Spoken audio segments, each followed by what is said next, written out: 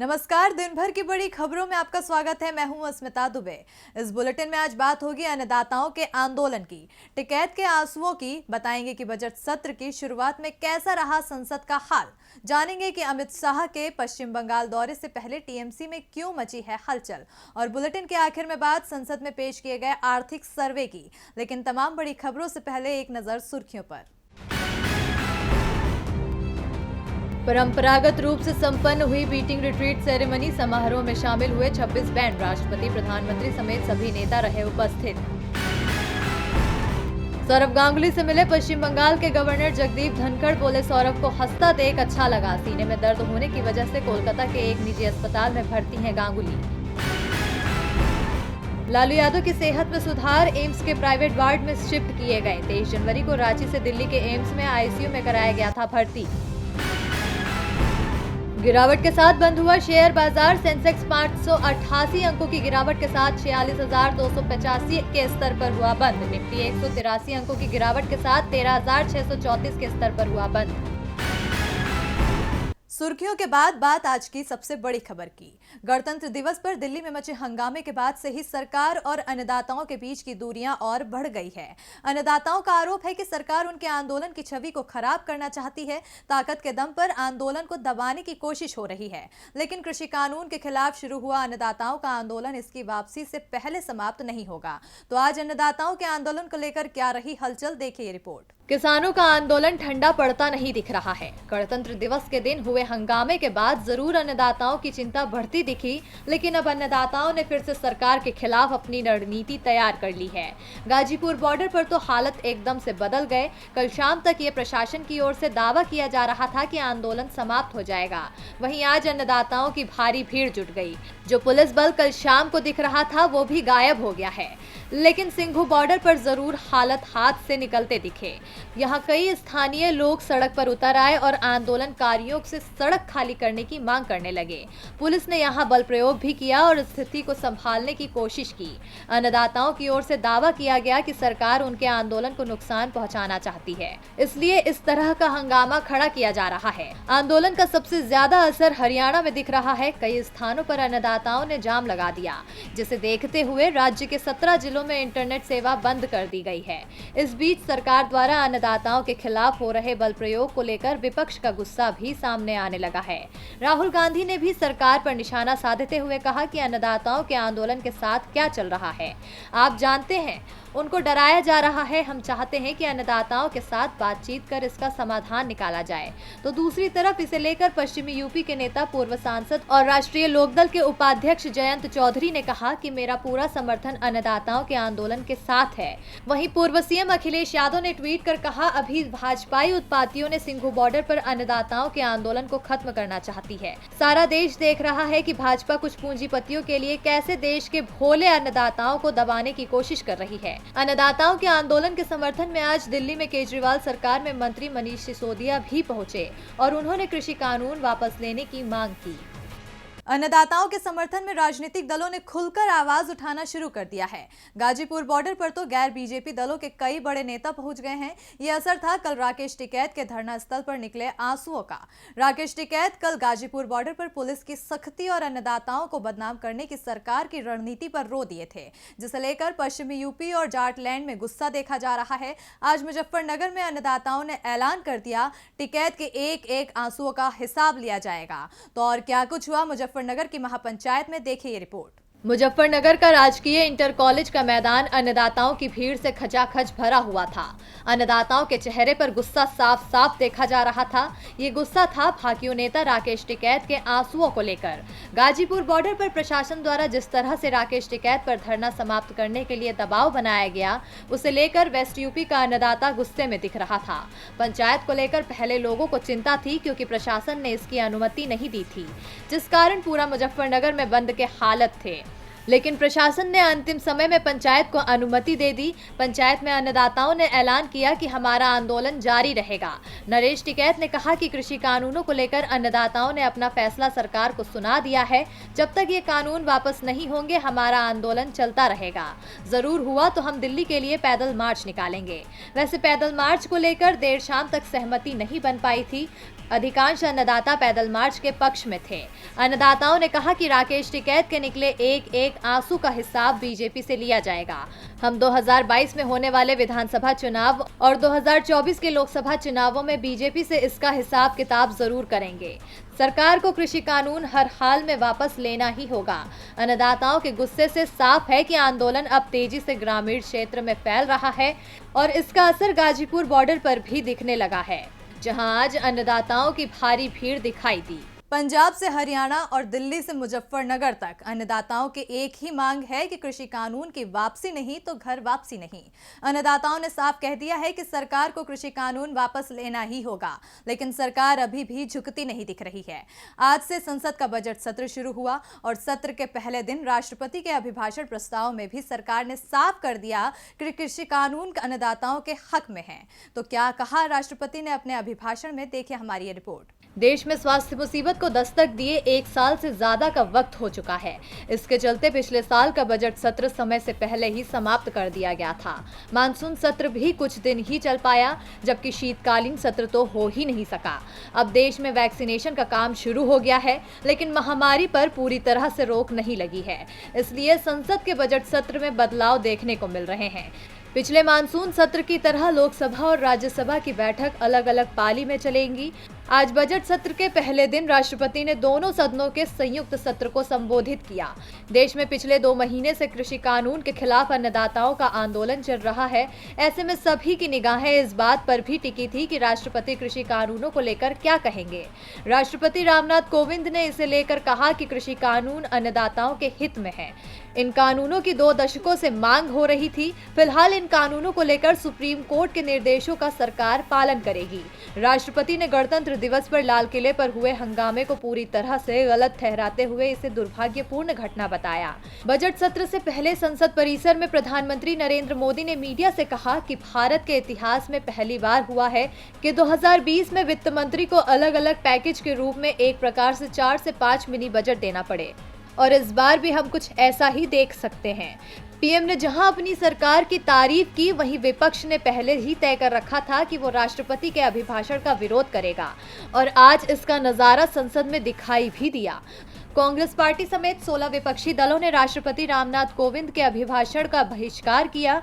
इनमें Rashtravadi Congress party, National Conference, Dramuk, Trinamool Congress, Shiv Sena, Sapa, RJD, Bhakpa, IUML, RSP, PDP, MDMK, Kerala Congress M और AIUDF शामिल है। इन पार्टियों ने अन्नदाताओं के समर्थन में और नए कृषि कानून को वापस करने की मांग की। सरकार अभी भी कह रही है कि कृषि कानून अन्नदाताओं के हक में है, लेकिन अन्नदाता इसे अपने खिलाफ बता रहे हैं, जिस कारण आंदोलन को लेकर कोई रास्ता नहीं निकल पा रहा है। वैसे रास्ता नीतीश कुमार के मंत्रिमंडल विस्तार का भी नहीं निकल पा रहा है। बीजेपी और जेडीयू दोनों की ओर से दावा तो यही किया जा रहा है कि सब कुछ ठीक है, 1-2 दिन में मंत्रिमंडल विस्तार हो जाएगा, और 1-2 दिन करते करते पूरा जनवरी बीतता दिख रहा है। तो क्यों फंसा है मंत्रिमंडल विस्तार में पेंच, देखिए ये रिपोर्ट।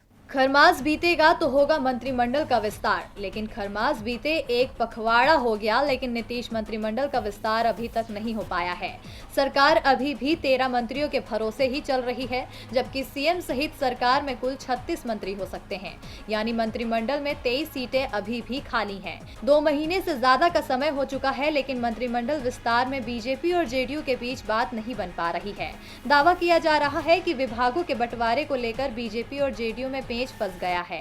हालांकि दोनों दल के नेता किसी भी मतभेद से इनकार कर रहे हैं, जिसके बाद सवाल ये उठता है कि जब विवाद नहीं तो मंत्रिमंडल विस्तार में देरी किस बात की।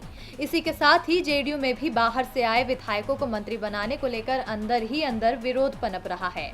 जेडीयू के कई विधायक बहुजन समाज पार्टी से जेडीयू में आए जमा खां को मंत्री बनाने के पक्ष में नहीं है। इधर ऑल इंडिया मजलिसे इत्तेहादुल मुस्लिमीन यानी एआईएमआईएम के बिहार के सभी 5 विधायकों ने गुरुवार को नीतीश कुमार से मुलाकात की है, जिसके बाद से ही कयासों का दौर छिड़ गया है। कि ये पांचों विधायक भी जेडीयू का दामन थाम सकते हैं और इनमें से एक या दो विधायकों को मंत्री भी बनाया जा सकता है। यदि एआईएमआईएम के पांचों विधायक जेडीयू में शामिल होते हैं तो सरकार पर हम और वीआईपी का दबाव तो समाप्त हो जाएगा, लेकिन जेडीयू की चिंता अपने पुराने विधायकों को लेकर बढ़ जाएगी, क्योंकि इनमें से कई विधायक मंत्री बनने का दावा कर रहे हैं। नीतीश कुमार की इसी परेशानी के कारण अब तक मंत्रियों की सूची ही फाइनल नहीं हो पा रही है।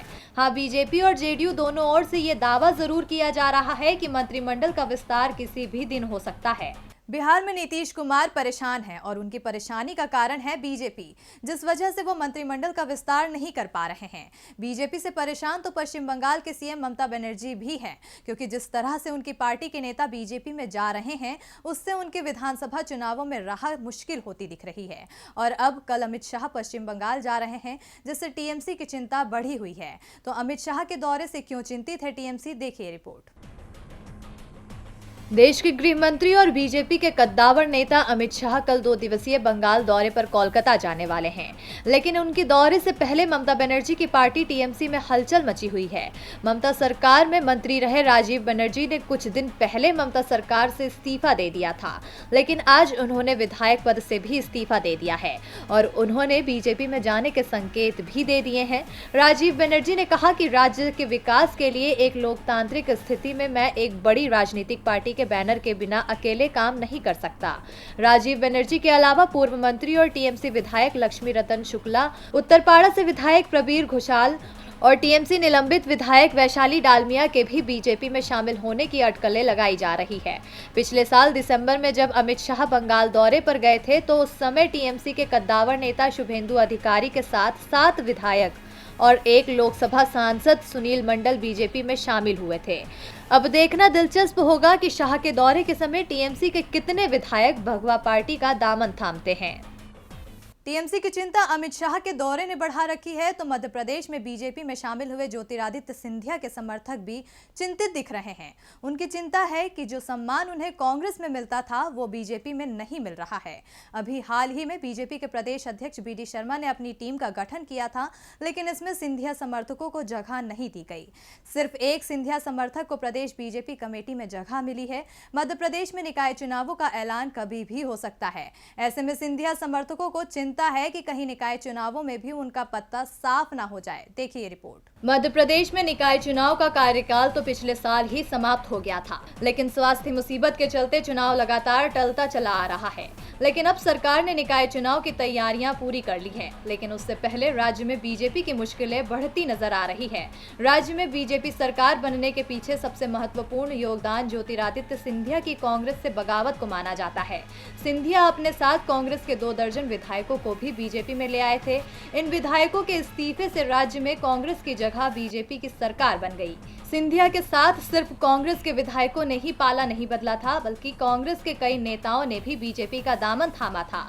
लेकिन अब ये नेता परेशान हैं। उनकी परेशानी का कारण है बीजेपी में उनकी हो रही उपेक्षा। प्रदेश बीजेपी अध्यक्ष बीडी शर्मा ने हाल ही में अपनी कार्यकारिणी का ऐलान किया था, लेकिन इसमें सिर्फ एक सिंधिया समर्थक को जगह दी गई। इसके बाद से ही ये संकेत मिल रहे हैं कि सिंधिया समर्थकों की उम्मीदें बीजेपी में पूरी नहीं हो पाएंगी। मध्य प्रदेश में निकाय चुनावों का ऐलान कभी भी हो सकता है और संकेत यही है कि निकाय चुनावों में भी सिंधिया समर्थकों की दावेदारी बीजेपी के पुराने नेताओं के सामने हल्की रहेगी। यानी सिंधिया समर्थकों को बीजेपी का टिकट हासिल करने में बेहद परेशानी होने वाली है।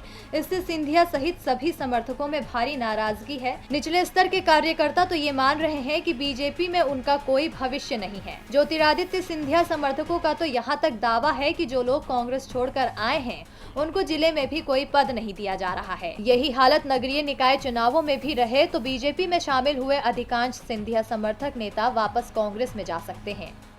और बुलेटिन के आखिर में बात संसद में पेश किए गए आर्थिक सर्वे की। 1 साल से देश स्वास्थ्य मुसीबत का सामना कर रहा है, जिस कारण देश की अर्थव्यवस्था में जबरदस्त गिरावट आई है, लेकिन अब इसमें सुधार के संकेत मिल रहे हैं। वित्त मंत्री ने आज संसद में पेश आर्थिक सर्वेक्षण की रिपोर्ट में दावा किया कि देश अब आर्थिक परेशानी से उभर गया है। तो क्या कहती है आर्थिक सर्वेक्षण की रिपोर्ट, आइए देखते हैं। पिछले कई दिनों से इकोनॉमिक सर्वे के आंकड़े सामने आ रहे थे, जो ये दर्शा रहे थे कि मोदी राज में देश की अर्थव्यवस्था चरमरा गई है।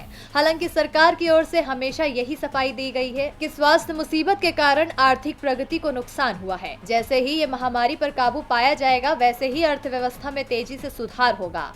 महामारी पर काबू तो अभी तक नहीं पाया जा सका, लेकिन सरकार की उम्मीदें जरूर बढ़ती दिख रही है। तभी तो वित्त मंत्री दावा कर रही है कि वर्ष 2021-22 में देश की अर्थव्यवस्था में सिर्फ सुधार ही नहीं होगा, बल्कि ये बहुत तेजी से आगे बढ़ेगी। आर्थिक सर्वेक्षण पेश करते हुए वित्त मंत्री निर्मला सीतारमण ने कहा कि चालू वित्त वर्ष यानी 2020-21 में जीडीपी -7.7% रहेगी, यानी देश की अर्थव्यवस्था में 7.7% की गिरावट आ सकती है।